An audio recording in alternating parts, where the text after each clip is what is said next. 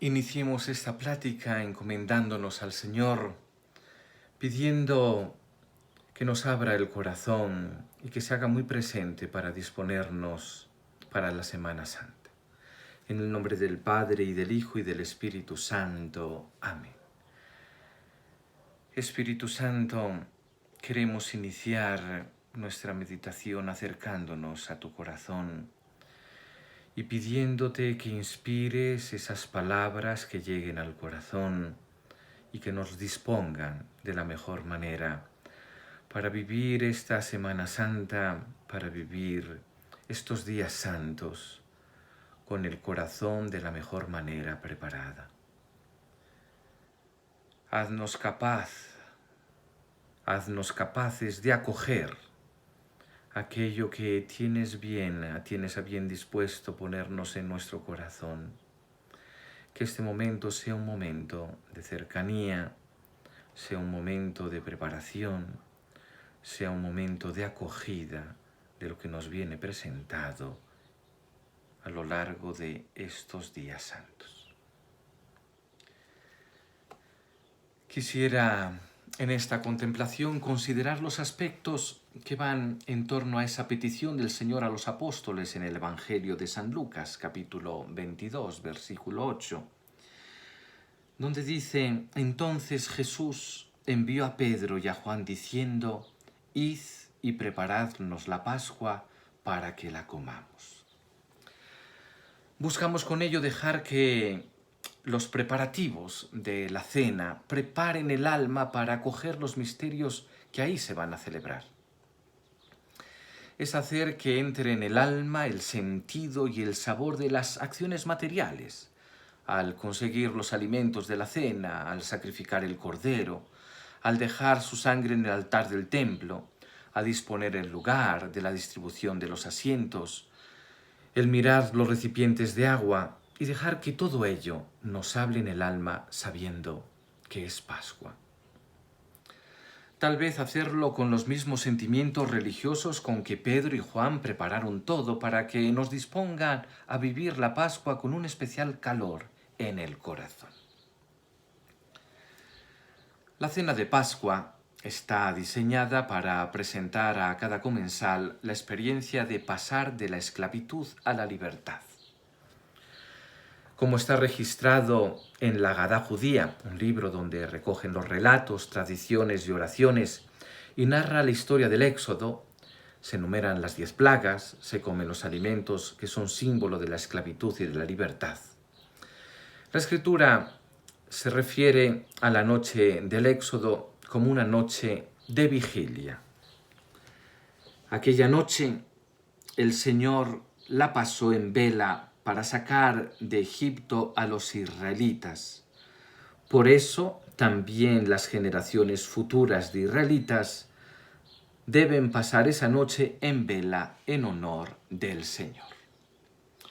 Qué hermosa actitud de Dios reflejada en la Biblia. El Señor la pasó en vela. Esa pasarla en vela de parte de Dios refleja que fue un día esperado con gran ansiedad, tanto por Dios como por los judíos, y desde entonces ha sido conmemorado año tras año. Si ya el pueblo judío considera que la Pascua en Egipto era algo esperado por Dios, cuanto más nosotros, cristianos, debemos de tener nuestro corazón al escuchar al Señor: con gran deseo he querido celebrar esta Pascua con vosotros. Y al escuchar estas palabras, id a preparar la Pascua, sentir también ese deseo por parte del Señor. Las normas prescritas sobre la Pascua conservan reminiscencias de antiquísimos ritos nómadas del desierto, donde no había sacerdote, ni templo, ni altar. Cuando los israelitas estaban ya asentados en Palestina, continuó celebrándose en familia, manteniendo siempre el carácter de sacrificio, de banquete familiar y muy especialmente de memorial, de recuerdo de la liberación llevada a cabo por Yahvé aquella noche. Nos dice el Catecismo que nuestro Señor eligió el contexto de la Pascua para instituir la Eucaristía. Dice así el número 1340. Al celebrar la última cena con sus apóstoles en el transcurso del banquete pascual, Jesús dio un sentido definitivo a la Pascua judía. El paso de Jesús a su Padre por su muerte y su resurrección, la Pascua nueva, es anticipada en la cena y celebrada en la Eucaristía, que da cumplimiento a la Pascua judía y anticipa el paso final de la Iglesia en la gloria del reino. Si uno va a la Escritura, si uno va al Evangelio de San Lucas en el capítulo 22, vemos que son delicadas esas expresiones que nos acercan al cenáculo para vivir este momento de la redención.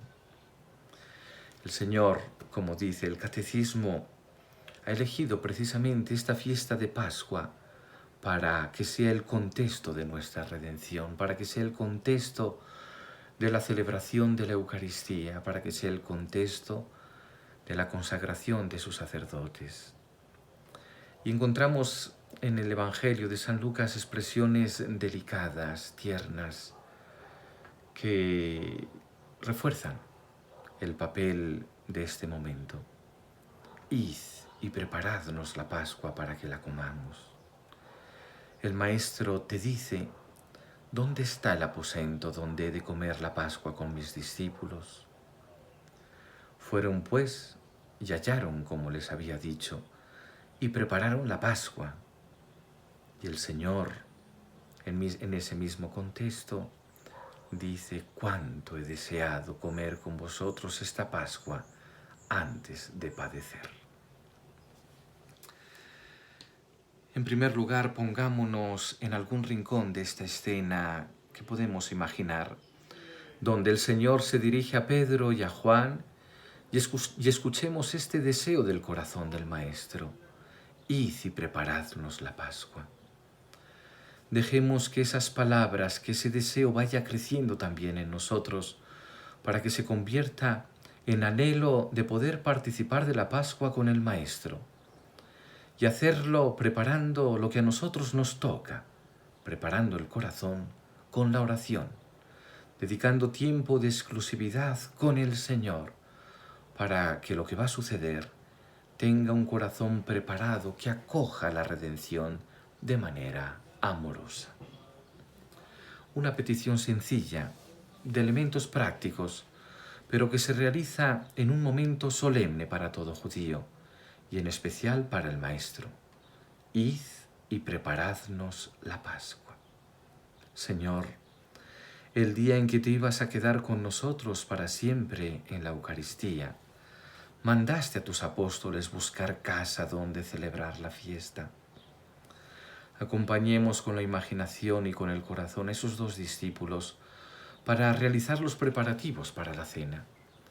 Y veámoslos por las callejuelas de la ciudad de piedra, buscando lo necesario, sabiendo que la cena de Pascua es un momento importante, solemne, familiar.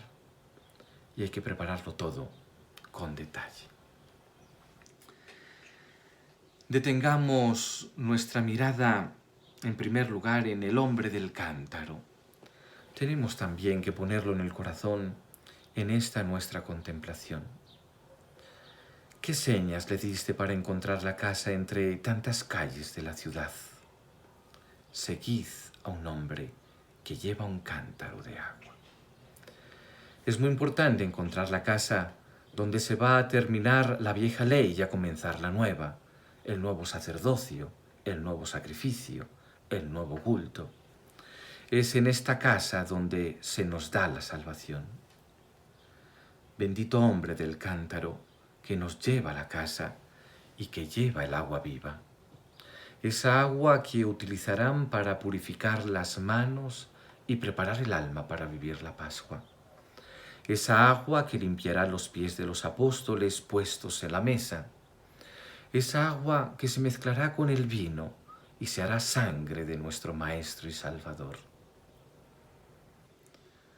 Apenas puede haber una imagen más bella y significativa para el espíritu que el agua viva, saltarina, clara, don del cielo y poder arrollador que embellece la vida.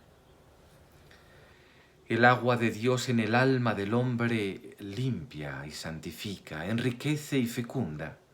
Es bautismo que purifica y poder que mueve. El agua es figura y vehículo del poder que llena el alma con el ímpetu de Dios.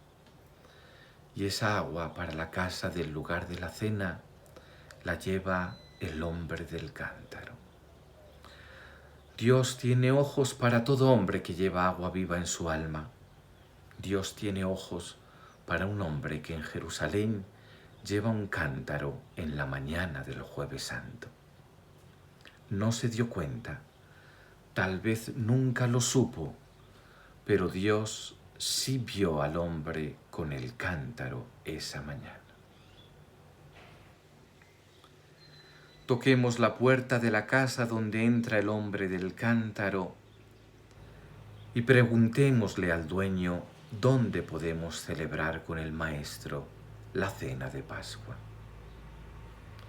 Me gusta considerar el lugar que habían preparado y donde se va a realizar estos gestos tan maravillosos del lavatorio de los pies, de la institución sacerdotal y de la consagración eucarística. La cena se va a realizar en una sala situada en el piso superior de una casa de 2 pisos, algo bastante usual en la ciudad de Jerusalén, donde las casas disponían de un lugar para acoger a los peregrinos que venían de fuera de Jerusalén para celebrar la Pascua. La sala es rectangular y espaciosa, con grandes losetas de tierra cocida en el suelo, que con los años se han vuelto algo amarillentas. La iluminación, con pequeñas lámparas de aceite, es tenue y discreta. Dejemos que el dueño de la casa nos muestre la habitación preparada con alfombras, divanes y cojines que rodean unas mesas bajas en forma de U. Demos nuestro asentimiento y salgamos con Pedro y con Juan para comprar lo necesario para la cena. ¿Qué hay que preparar? El elemento principal era el cordero. Les invito a que vayamos con la imaginación al mercado para adquirir un cordero suficientemente grande para los 13 comensales. Debía de tener 1 año y sería sin defecto. Lo examinaron bien para comprobar que no tenía ningún hueso roto. Cuando se tomaba el cordero para sacrificarlo para la Pascua, si descubrían que tenía un hueso roto, tenían que descartarlo y obtener otro. Lo tomaría Juan en sus hombros y el cordero se dejaría llevar. Cuando el Señor fue crucificado, a diferencia de los 2 ladrones cuyas piernas tuvieron que ser quebradas para acelerar la muerte, sus huesos no fueron rotos para cumplimiento de la Escritura. ¿Qué Escritura? ¿A qué Escritura se refiere? Se refiere a la Escritura del libro del Éxodo 12:46, donde nos dice que no se quebrará ninguno de los huesos del Cordero Pascual. Y Juan, cuando traería a su memoria ese momento de ir al templo a sacrificar el Cordero de la Pascua, que ahora llevaba en hombros, uniría ese acontecimiento al de la cruz y vería mucho más de lo que nosotros vemos a primera vista. Pero es una nota particular que recuerda de su primer maestro, el Bautista, que lo había señalado como el Cordero de Dios. Esa tarde que se dejó cautivar por el Señor en las orillas del río Jordán. Los judíos vivían esa cena del recuerdo cuando los egipcios involuntariamente tuvieron que ofrecer a sus hijos primogénitos como expiación para sus pecados y maldades. Jesucristo, el Hijo primogénito del Padre, voluntariamente se ofrece y muere por Egipto y por el mundo entero. Llegaron con el cordero en hombros a uno de los lugares de los sacrificios del templo para que fuera degollado según los ritos señalados. El judaísmo rabínico llegó a establecer normas muy precisas para la celebración de la Pascua en el templo de Jerusalén. Así lo expresa un texto llamado la Mishnah. El cordero pascual era sacrificado por 3 grupos, como está escrito. Lo inmolará toda asamblea de la congregación de Israel. Asamblea, congregación, Israel. Cuando entraba el primer grupo, se llenaba el atrio. Cuando se cerraban las puertas del atrio, tocaban el shofar, luego la trompeta clamorosamente y luego de nuevo el shofar. Los sacerdotes estaban en pie formando 2 filas y teniendo en sus manos vasos de plata y de oro. Una fila tenía todos los vasos de plata y la otra todos de oro. No estaban mezclados. Los vasos no disponían de base a fin de que no los pudieran posar y se coagulara la sangre. Un israelita lo inmolaba, el sacerdote recibía la sangre y la entregaba a su compañero, y éste al suyo. Recibía el vaso lleno y devolvía el vacío. El sacerdote que estaba más cercano al altar lo vertía sobre las brasas del altar. Podemos imaginar ese momento en el cual Juan entrega el cordero, es degollado con un cuchillo de oro, la sangre es derramada en un vaso de plata, de ahí es pasado a un vaso de oro y la sangre es derramada en el altar. La sangre del cordero que tomarán en la cena pascual, la sangre de Cristo, Cordero de Dios, que será derramada por todos nosotros. Juan y Pedro cumplieron con el ritual y se retiraron a la casa donde se celebraría la cena.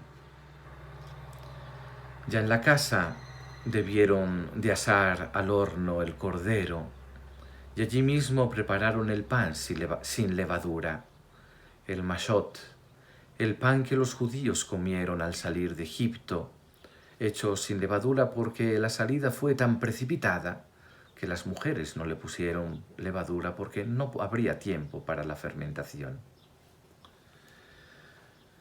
Hay que preparar también la ensalada de hierbas amargas que les recordaría las penas del cautiverio y los cuencos de vinagre en el que las mojarían.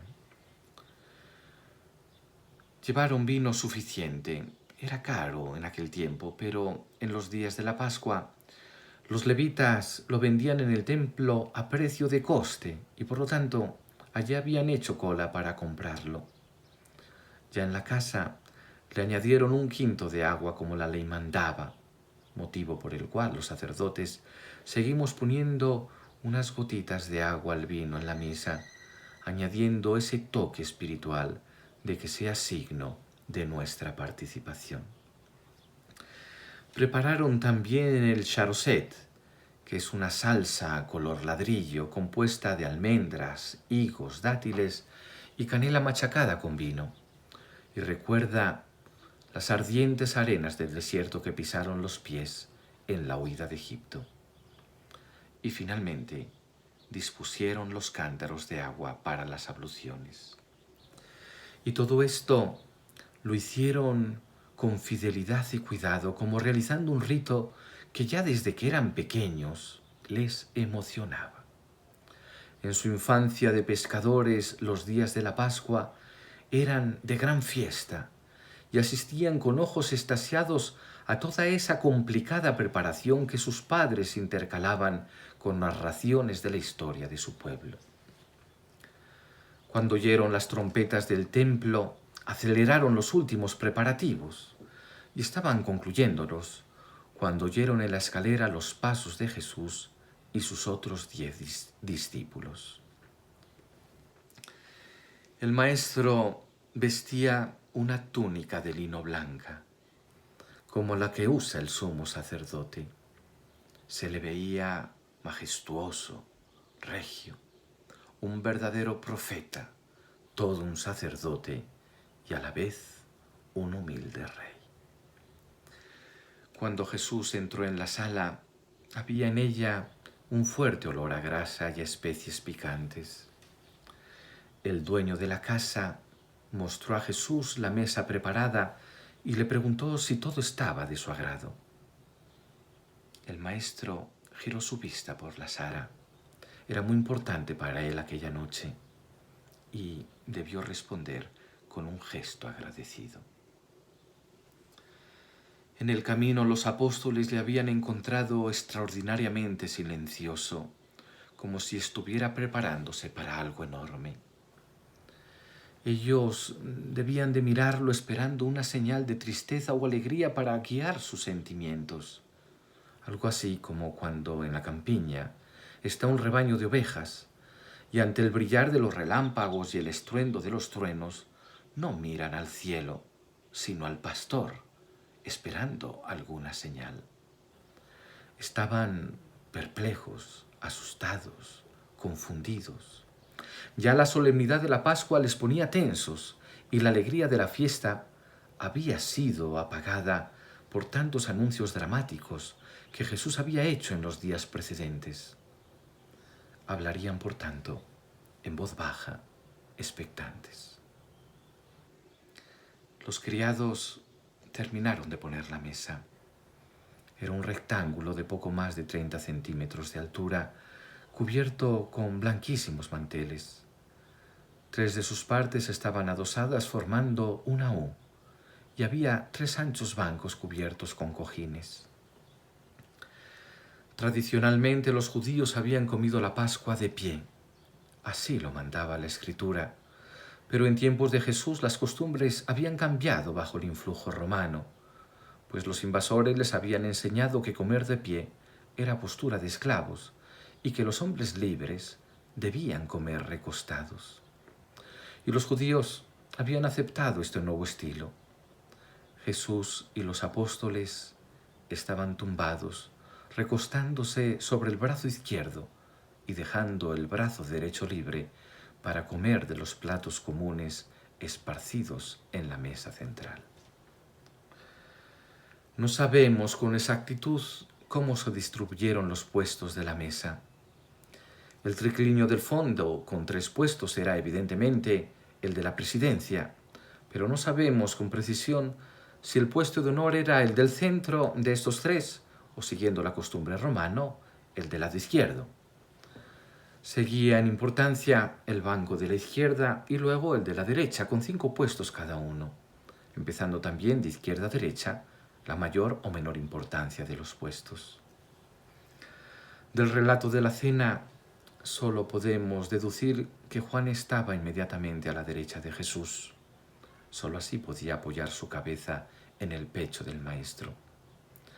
Lo que sí sabemos es que una vez más los discípulos comenzaron a discutir sobre los puestos que les correspondían, en parte porque todos querían estar cerca del Maestro, en parte porque cada uno se sentía más importante que el resto de sus compañeros. Jesús, esta vez, no le resplendió como en otras ocasiones. La pena de verles discutir por tan poca cosa en una hora tan solemne fue una pena más junto a las muchas penas que ya embargaban su corazón. Pero calló y se sentó a la mesa. Los criados habían colocado sobre ella el cordero dorado y crujiente, y en torno a él los platos con hierbas silvestres, con salsas y especies.